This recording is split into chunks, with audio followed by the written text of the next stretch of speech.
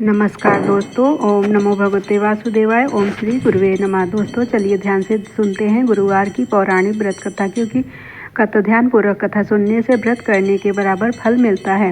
गुरुवार व्रत करने से बृहस्पति देवता प्रसन्न होते हैं। यह व्रत अत्यंत फलदायी है। अग्नि पुराण के अनुसार अनुराधा नक्षत्र युक्त गुरुवार से आरंभ करके 7 गुरुवार व्रत करने से बृहस्पति ग्रह की हर पीड़ा से मुक्ति मिलती है। बृहस्पतिवार व्रत कथा। प्राचीन समय की बात है। एक नगर में एक बड़ा व्यापारी रहता था। वह जहाजों में माल लदवाकर दूसरे देशों में भेजा करता था। वह जिस प्रकार अधिक धन कमाता था, उसी प्रकार जी खोलकर दान भी करता था। परंतु उसकी पत्नी अत्यंत कंजूस थी। वह किसी को एक दमड़ी भी नहीं देने देती थी। एक बार सेठ जब दूसरे देश व्यापार करने गया तो पीछे से बृहस्पति देव ने साधु वेश में उसकी पत्नी से भिक्षा मांगी। व्यापारी की पत्नी बृहस्पति देव से बोली, हे साधु महाराज, मैं इस दान और पुण्य से तंग आ चुकी हूँ। आप कोई ऐसा उपाय बताएं जिससे मेरा सारा धन नष्ट हो जाए और मैं आराम से रह सकूं। मैं यह धन लुटता हुआ नहीं देख सकती। बृहस्पति देव ने कहा, हे देवी, तुम बड़ी विचित्र हो। संतान और धन से कोई दुखी होता है। अगर अधिक धन है तो इसे शुभ कार्यों में लगाओ, जैसे कि कुंवारी कन्याओं का विवाह कराओ, विद्यालय और बाग बगीचों का निर्माण कराओ। ऐसे पुण्य कार्य करने से तुम्हारा लोक परलोक सार्थक हो सकता है। परंतु साधु की इन बातों से व्यापारी की पत्नी को खुशी नहीं हुई। उसने कहा, मुझे ऐसे धन की आवश्यकता नहीं है जिसे मैं दान दूं। तब बृहस्पति देव बोले, यदि तुम्हारी ऐसी इच्छा है तो तुम एक उपाय करना। 7 बृहस्पतिवार घर को गोबर से लीपना, अपने केसों को पीली मिट्टी से धोना, केसों को धोते समय स्नान करना, व्यापारी से हजामत बनाने को कहना, भोजन में मांस मदिरा खाना, कपड़े घर पर धोना। ऐसा करने से तुम्हारा सारा धन नष्ट हो जाएगा। इतना कहकर बृहस्पति देव अंतर ध्यान हो गए। व्यापारी की पत्नी ने बृहस्पति देव के कहे अनुसार 7 बृहस्पतिवार वैसा ही करने का निश्चय किया। केवल 3 बृहस्पतिवार बीते थे कि उसकी समस्त धन संपत्ति नष्ट हो गई और वह परलोक सिधार गई। जब व्यापारी वापस आया तो उसने देखा कि उसका सब कुछ नष्ट हो चुका है। उस व्यापारी ने अपनी पुत्री को सांत्वना दी और दूसरे नगर में जाकर बस गया। वहाँ वह जंगल से लकड़ी काट कर लाता और शहर में बेचता। इस तरह वह अपना जीवन व्यतीत करने लगा। एक दिन उसकी पुत्री ने दही खाने की इच्छा प्रकट की, लेकिन व्यापारी के पास दही खरीदने के पैसे नहीं थे। वह अपनी पुत्री को आश्वासन देकर जंगल में लकड़ी काटने चला गया। वहाँ एक वृक्ष के नीचे बैठ अपनी पूर्व दशा पर विचार कर रोने लगा। उस दिन बृहस्पतिवार था। तभी वहाँ बृहस्पति देव साधु के रूप में सेठ के पास आए और बोले, हे मनुष्य, तू इस जंगल में किस चिंता में बैठा है? तब व्यापारी बोला, हे महाराज, आप सब कुछ जानते हैं। इतना कहकर व्यापारी अपनी कहानी सुनाकर रोने लगा। बृहस्पति देव बोले, देखो बेटा, तुम्हारी पत्नी ने बृहस्पति देव का अपमान किया था, इसी कारण तुम्हारा यह हाल हुआ है।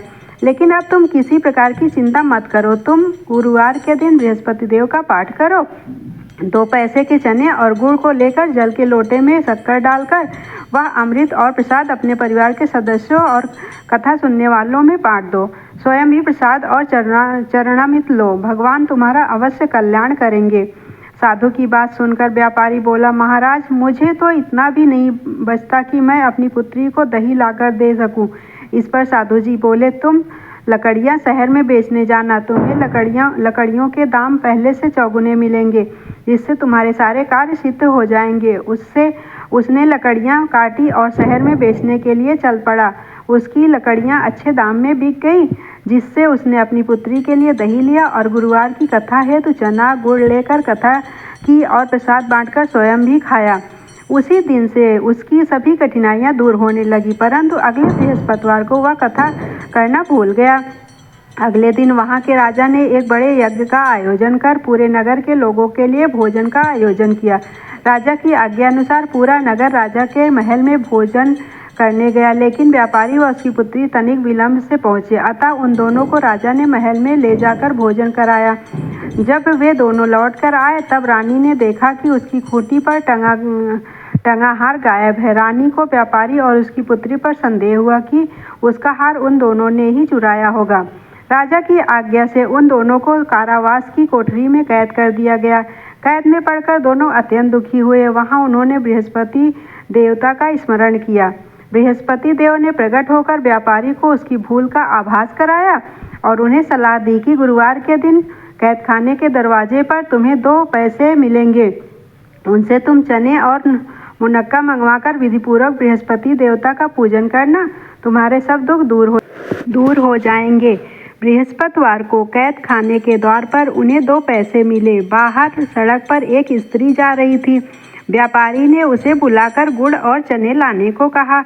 इस पर वह स्त्री बोली, मैं अपनी बहू के लिए गहने लेने जा रही हूँ, मेरे पास समय नहीं है। इतना कहकर वह चली गई। थोड़ी देर बाद वहां से एक और स्त्री निकली। व्यापारी ने उसे बुलाकर कहा कि हे बहन, मुझे बृहस्पतिवार की कथा करनी है, तुम मुझे 2 पैसे का गुड़ चना लाकर दे दो।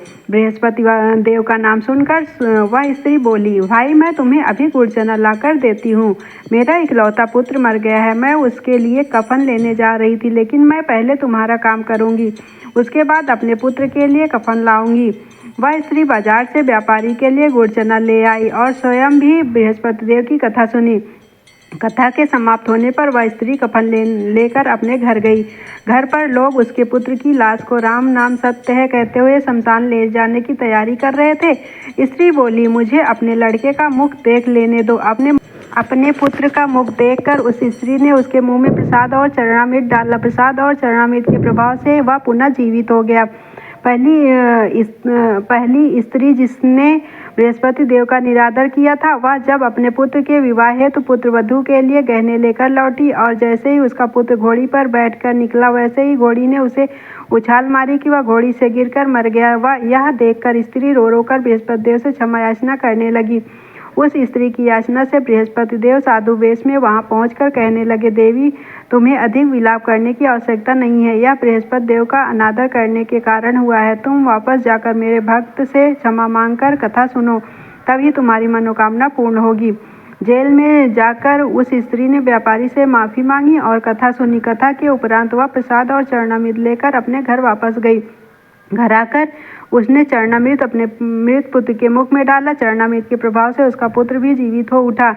उसी रात बृहस्पति देव राजा के सपने में आया और बोले, हे राजन, तूने जिस व्यापारी और उसकी पुत्री को जेल में कैद कर रखा है, वह बिल्कुल निर्दोष है। तुम्हारी रानी का हार वही खूंटी पर टंगा है। दिन निकला तो राजा रानी ने हार खूंटी पर लटका हुआ देखा। राजा ने उस व्यापारी और उसकी पुत्री को रिहा कर दिया और उन्हें आधा राज्य देकर उसकी पुत्री का विवाह उच्च कुल में करवाकर दहेज में हीरे जवाहरात दिए। जय बृहस्पति देव। ओम नमो भगवते वासुदेवाय। दोस्तों वीडियो अच्छी लगी हो तो चैनल को लाइक करिएगा, सब्सक्राइब करिएगा, वीडियो को शेयर करिएगा। धन्यवाद।